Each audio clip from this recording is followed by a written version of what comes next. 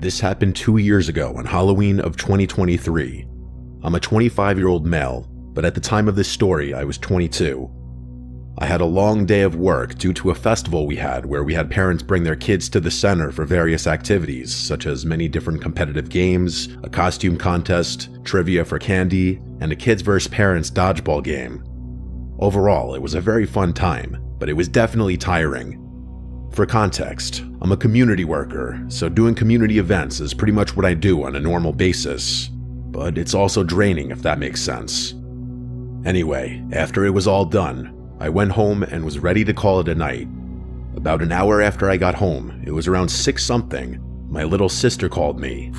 My sister, who I'll call Savannah, wanted me to take her and my nephew, who I'll call Jackson, trick-or-treating because neither our parents nor Jackson's parents felt like doing it. And as it usually goes, it fell on me to be the cool big brother to step in and make it happen. Savannah was 15 and Jackson was 11. Even though I wasn't feeling it at all, I got up, threw some clothes on, and headed to my parents' house to pick them up. Once I got there, I asked if they were ready, but Savannah was still finalizing her costume. She was dressed up as Raven from Teen Titans. She even had the white makeup on to give that ghostly appearance Raven usually has. Jackson was dressed as Sub-Zero from Mortal Kombat. Once Savannah was done, we got in the car and were on our way. I took them to a pretty busy neighborhood to make sure they got as much candy as possible. Upon arrival, we started going from house to house. Everyone we ran into was friendly and had plenty of treats to hand out. There was even one house where an older man gave them each a hot dog and a soda. He said every year for Halloween he doesn't hand out candy. He grills food instead because he'd rather give kids something with protein since it's good for the body. Honestly, we probably need more people like that.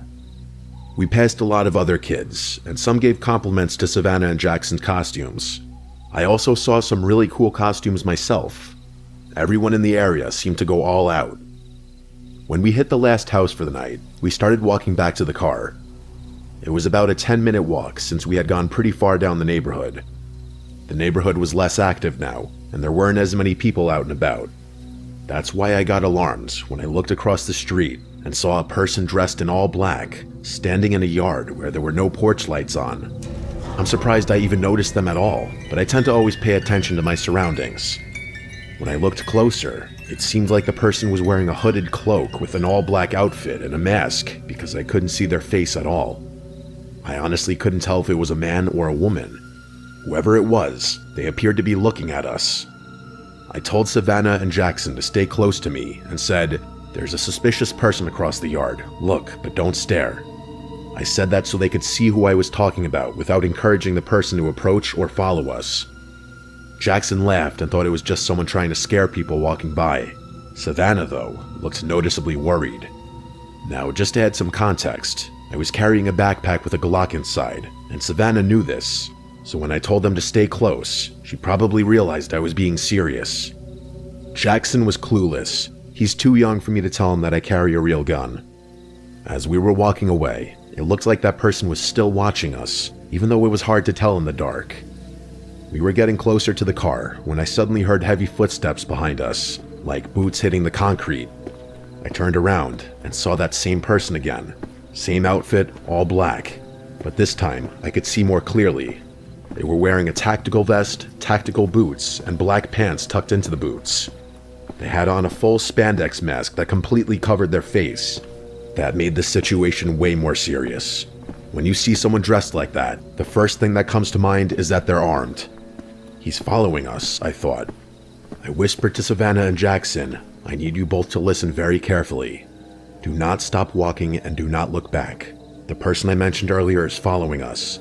They're behind us right now. The last thing we want is to alarm them or set them off, so just keep your composure and keep walking."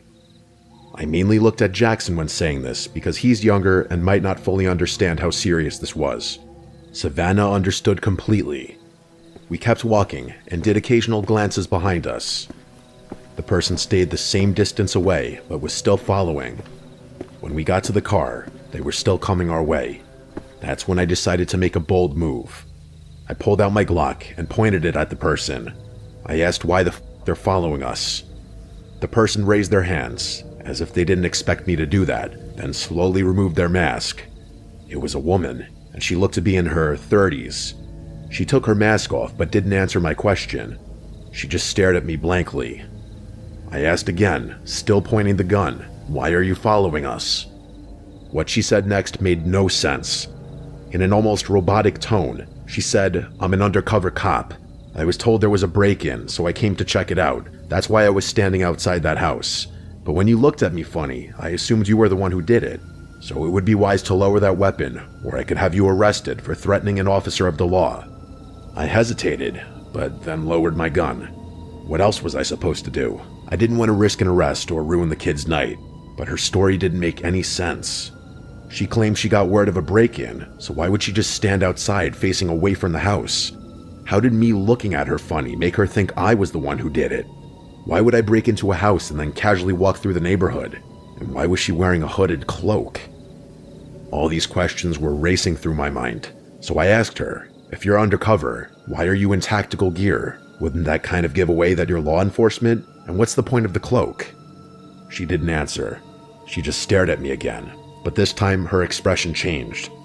There was something malicious in her eyes, like she was irritated that I didn't believe her and was deciding what to do next. Jackson and Savannah stayed completely quiet through all of this. Then she smiled this creepy, unsettling smile and said, "If you didn't have that gun, this night would have ended a hell of a lot different for you." Right as she finished saying that, I noticed 4 figures suddenly emerge from between the houses walking toward us. All of them were wearing tactical gear, but without the cloak. I instantly told Savannah and Jackson to get in the car, keeping my eyes on the woman and the figures. Once I saw they were in, I got into and drove off. As I was leaving, the woman was still standing there smiling. The others, 3 men and 1 woman, were not smiling. They had blank, emotionless faces, like they didn't even have souls. It's hard to explain. The whole car ride back was silent. I'm sure the kids were in shock just like I was. I dropped them off, made sure they got in safely, then went home to process everything that happened. The thing I couldn't shake off was why they targeted us. The neighborhood was full of people walking around, so why us? I wish I could say it ended there, but it didn't. A few days later, I got a text from an unknown number. It was just a photo, no words. The picture was of my car taken in the parking lot of my apartment complex. I contacted the police and told them everything that happened on Halloween night. They took the report, but they couldn't investigate unless a direct threat was made. Typical. Out of curiosity, and maybe stupidity, I went back to that same house where I first saw that woman. I knocked on the door, and a man in his 40s answered. I asked if they'd experienced a break-in on Halloween night. He looked confused and said no. He said he went to bed early because he had work the next morning and didn't notice anything strange. I told him what I saw, and he had no idea what I was talking about. I thanked him for his time and left. At that point, I already knew the undercover cop story was fake, but I wanted to do my own little investigation just to make sense of it. Whoever that woman and those people were somehow knew my phone number and where I lived. It makes me wonder, was that not a random encounter after all? Were they watching me for a while? Were they planning something that night, and my being armed threw them off? All those thoughts messed me up and made me feel paranoid for a long time. I had to go to therapy and install a Ring camera at my front door just to feel safe again. In case you're wondering, I haven't been contacted by any unknown numbers since. Nothing else has happened since that picture. 2 years later, I still think back on that night. Writing this out helps me a lot, and I'm trying to fully move on from it. But if there's one thing I want people to take away from this, it's to always watch your surroundings. You never know who might be watching you. It's easy to get caught up in something dangerous just for existing, so always stay safe and protected, because I can say with full confidence that being armed that night probably saved our lives.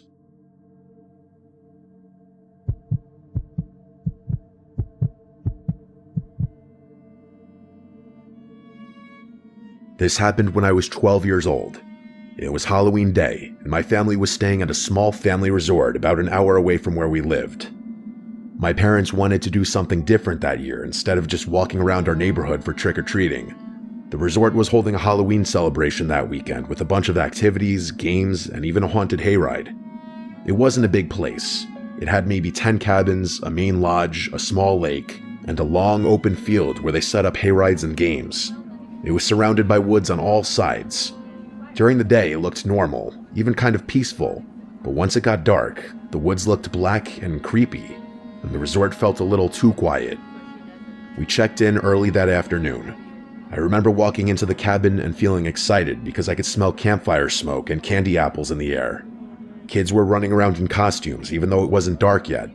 My parents said the hayride was starting around 7 and there'd be games before that, so I went off to play while they unpacked. They had booths where you could toss rings over bottles for candy, a costume contest, and even a pumpkin carving area. Everything was decorated with orange lights and fake spiderwebs. I met another kid around my age there. His name was Ryan. He was wearing a skeleton costume and said he and his parents were staying in the next cabin over from ours. We played a few games together and got a good amount of candy. As it got closer to 7, we saw a crowd of families walking over to the hayride area. The tractor pulling the wagon was parked near a big barn, and they had hay bales lined up inside for people to sit on. There were maybe 20 of us who got on. The driver wore a scarecrow mask, and there were workers dressed like zombies who would jump out during the ride to scare people. The ride started out fun. It was dark by then, and they had torches lighting the dirt trail. The tractor moved slowly through the woods, and every now and then, someone in a costume would appear from behind a tree or run up to the wagon. Most people laughed or screamed and then laughed again. It felt like a normal Halloween attraction, but about halfway through, something made me uncomfortable. We were passing through a part of the trail that was darker than the rest. The tractor slowed down, and I looked toward the edge of the woods on my side. That's when I saw a man standing just outside the torchlight. He wasn't part of the hayride cast. I could tell that right away. He wasn't wearing a costume that fit the theme. From what I remember, he had a black jacket, jeans, and a baseball cap pulled low over his face. He was just standing there, not moving, with his hands in his pockets. At first, I thought maybe he was one of the workers taking a break, but he wasn't doing anything. He was only watching. At one point, I made eye contact with him, or at least I think I did. Even though his face was shadowed, I could feel his eyes locked on me. I turned to look at the people around me to see if anyone else noticed, but no one seemed to. When I looked back, he was still there, in the exact same position. I tried to ignore it for the rest of the ride, but I kept thinking about him. When the hayride ended and everyone got off, I looked back one more time toward the woods. He was gone. I didn't mention it to anyone right then. I figured maybe I imagined it or overreacted. We went back to the lodge where they had more games and food. My parents sat by a bonfire while Ryan and I went around collecting candy. Everything seemed normal again. About an hour later, I saw him again. Ryan and I were standing near the snack table when I noticed someone off to the side of the crowd. It was the same man. He wasn't close, maybe 30 feet away, but he was standing near the tree line, watching again. There were a lot of people around, so it felt strange that he'd just be standing there alone. I remember my stomach tightening when I realized he was looking in my direction. I tried to get a better look at his face, but it was hard because of the lighting. I could make out a short beard, and I think his hat had some kind of logo on it. I nudged Ryan and told him about the guy. Ryan looked over and said, "Maybe he's one of the workers." I said, "He's not. He was in the woods during the hayride." Ryan shrugged and said, "Maybe he's a dad." I wanted to believe that, but he wasn't talking to anyone, just standing there. A few minutes later, when I looked back again, he was gone. Around 9 o'clock, if I had to guess, most of the little kids had gone back to their cabins. The event was winding down, but Ryan and I still had energy. We decided to walk around the resort before going in. There was a trail behind the cabins that led into the woods. Ryan said we should go a little way in to do something scary for Halloween before the night ended. I didn't want to go too far, but we had flashlights and I didn't want to look like a coward. So we walked down the dirt path together, laughing and daring each other to keep going. The farther we went, the quieter it got. The sounds from the resort faded until it was just the crunching of our shoes on the path. We only went maybe 200 feet in when we stopped near a clearing. There was an old wooden sign nailed to a tree that said "Private Property." We started throwing small rocks at the sign and pretending to summon ghosts or something dumb like that. Then we both heard it. Footsteps. Heavy, slow footsteps coming from behind us, somewhere deeper on the path. We froze and turned around. Ryan whispered, "Probably another kid." But it didn't sound like a kid. Whoever it was walked with weight, like an adult. I shined my flashlight down the path. The light only went so far, and I couldn't see anyone yet. Then the footsteps stopped. For a few seconds, it was completely silent. Then a voice spoke. It said, "Hey there, boys." It was a man's voice, calm but somehow intimidating. Ryan looked at me, and I think he realized the same thing I did. It was the man from the hayride. He stepped into the light just enough for us to see part of him. Same black jacket and hat. "What are you two doing out here?" he asked. "You like candy?" Neither of us said anything. He pulled something out of his pocket and held it up. I could see the orange wrapper. It was a Reese's cup. "I got a bunch more of these in my cabin," he said. "Come on, I'll give you some." Ryan took a step back. I remember his face going pale. The man took a few steps closer and then said, "You don't have to be scared. It's Halloween, I'm just giving candy out. I saw you boys on the hayride earlier." When he said that, my stomach basically dropped. I grabbed Ryan's arm and whispered, "Run." We both turned and sprinted down the path toward the resort. I could hear him behind us for a second. His footsteps were pounding hard as he started to chase. I didn't dare look back. My heart was beating so hard it hurt. The path seemed longer than before. When we reached the edge of the woods, I could finally see the lights from the resort again. I yelled for help as we ran out of the trees and back toward the crowd near the bonfire. A few adults turned toward us, startled. We didn't stop until we got right up to the people. I turned around, expecting to see the man behind us, but he wasn't there. The path was empty. My parents came over right away, asking what happened.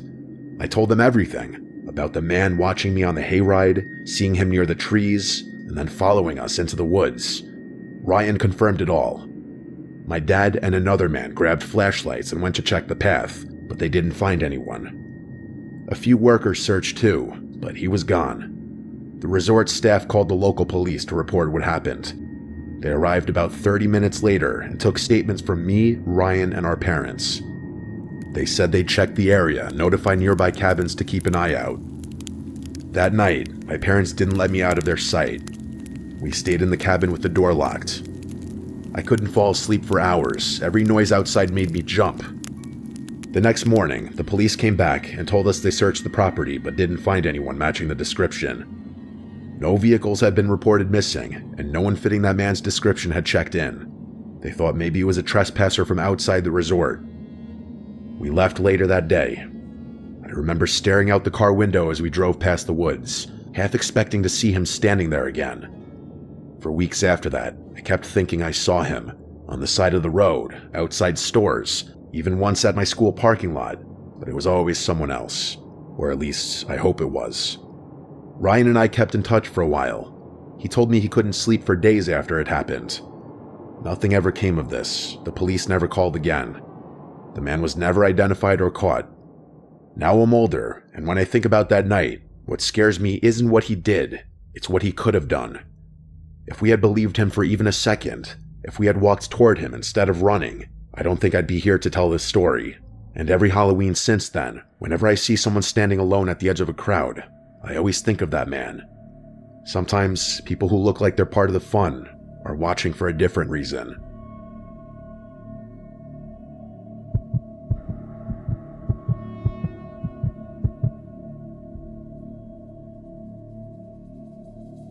My name is Roger, and this happened to me on Halloween night 3 years ago. I'm 29 and work a boring office job, but it's good pay. When this happened, I was getting stuck with the stuff. Beginner's time off, the shifts nobody wanted, etc. So when Halloween, my favorite holiday, rolled around, I was actually quite excited. It was never easy being the new guy at work, so I was wanting to enjoy a night of seeing kids be kids and chilling out at home watching movies. At the time, I was living alone in a small house on the outskirts of town with my girlfriend, but she was out of town with her parents. It wasn't isolated exactly. I had neighbors, but the street got really quiet once the trick-or-treating hours ended. The families in the area usually shut their lights off around 9 p.m. Since I didn't have kids, I just handed out candy until the crowd died down. On several past Halloweens, before I got my own place, I was quite used to the occasional ding-dong ditch prank. That's why there is a trick and treat here and there. That year, Halloween fell on a Saturday, and I remember it was chilly but clear out. By 10:30, I was lounging on my couch, half watching a horror movie while picking through a bowl of leftover candy.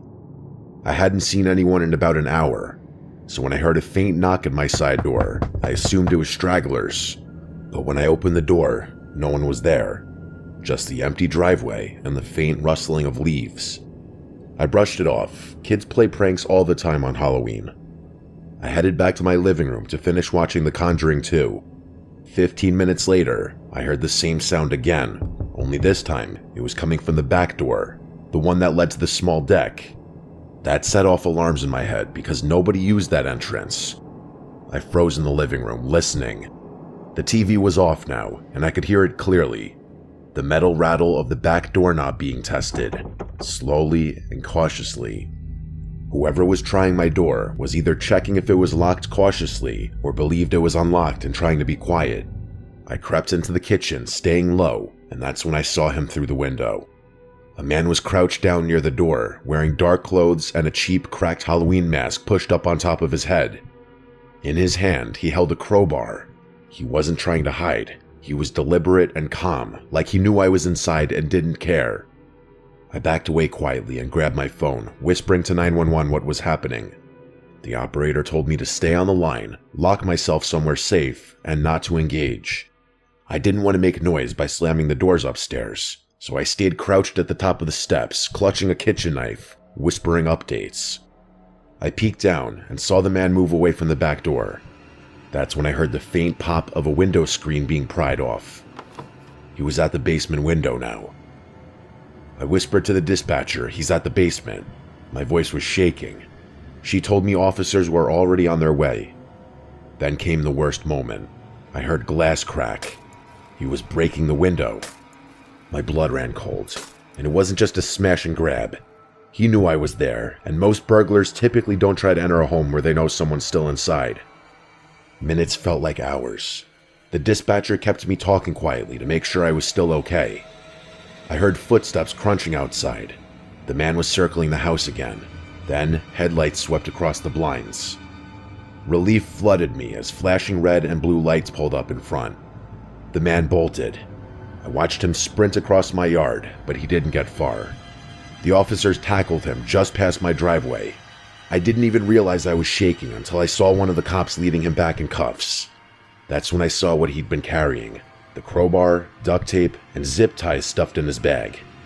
This wasn't a burglar looking for valuables. This guy had a plan, and it was something far worse.